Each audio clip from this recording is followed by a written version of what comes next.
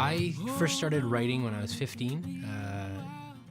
Around the time that things in my family were maybe at the height of the frustration and turmoil, I saw my dad's old Gibson guitar, and I learned an E minor chord and a C.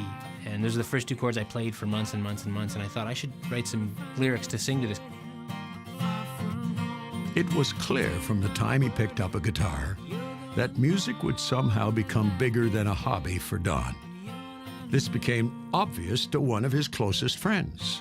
He really wanted to consider doing music and maybe leaving dance altogether. I believe it was about 1 or 2 in the morning. We sat down in my car and we just prayed about, you know, where God was going to lead Don. Should he just leave everything and just go all out with music? At 27, Don decided it was time to pursue his dream. Don's music soon became noticed. I was talking to a friend of mine who's a local businessman, and he said, "Have you heard of this guy named Don Amero?" And I said, yeah, I know who that is. And he said, "Have you heard him sing?" And I said, "No." And I said, "Is he any good?" And he said, "Yeah, I saw him last night at a function." He said, "Steve, you'd like this guy." And so I said, "Oh, okay." And it was about, I think, 2 or 3 weeks later, I was doing a concert in Winnipeg, and I looked down, and Don was sitting there. And I'd never heard him play. I just going on the word of this friend of mine. I said, "Don, is that you?" And he kind of nods at me. He says, "Come play a song." And so in front of 800 people, Don ran up to the stage. I gave him my guitar, and I just let him go. And he played, I think, 2 or 3 songs, and took the place by storm. It was also at a Steve Bell concert that Don was challenged about his Aboriginal heritage. And he did a song that I had never heard called Red Brother, Red Sister. And I remember sitting there, I bawled my eyes out because I realized that I knew on my mom's side that we were of Aboriginal descent, and my dad's side is Nova Scotian, so he's an Acadian. And I remember hearing this story about how the oppression of Aboriginal people in this song, and I just thought, that's so wrong, the perspective that Aboriginal people have against Aboriginal people, and I wanted to be someone who's changing that. My father is Cree. He was Cree, so he was embarrassed to be Native. And you know, wow, that's very hard to get to know your history when your family is ashamed of it, you know?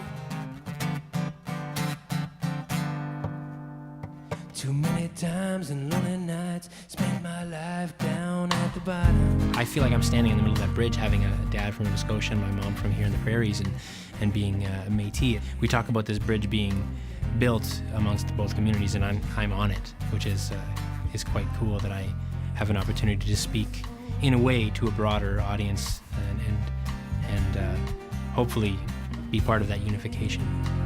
I'm gonna stick to moving on. I don't need your comfort.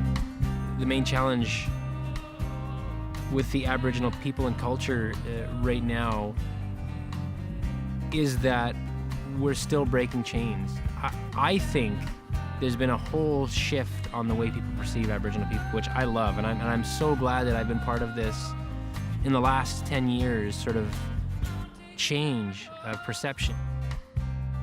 It's very, very, very hard, I think, for Aboriginal people to stand against the story they've inherited, and I think what Don is doing is more than just a little bit important. I think it's absolutely essential for the recovery of the psyche of the whole people. All my days. As Don has connected with his roots, he's found a new passion to mentor the next generation within the local Aboriginal communities. Hey, Sean, what's up, man? How you doing, buddy? You want to have a seat, man? I work with young guys in the studio. A couple of young kids have come to me and said, "I really want to record some music. Would you help me?" And in some ways, I try to help them kind of figure out how to tell their story through music. And Rashawn Henry is one guy that I like working with right now. He's a 9-year-old from Rosso River, and he's a lot of fun in the studio. So my hope is I can live my life as an example, and that particularly youth, because I think they're the next wave of change. I hope that they can see that what they want in life they can have. They just need to really understand what it is they want. Nice. Sweet job, man. I think Don is the kind of guy that could be doing this when he's 40, 50, or 60, and might just leave behind some songs that are worth remembering for a century or two. If that's my success in this business over the next 30 years, that I get people sort of making cool and positive decisions in their life through what I do musically, it's better than any paycheck I can get along.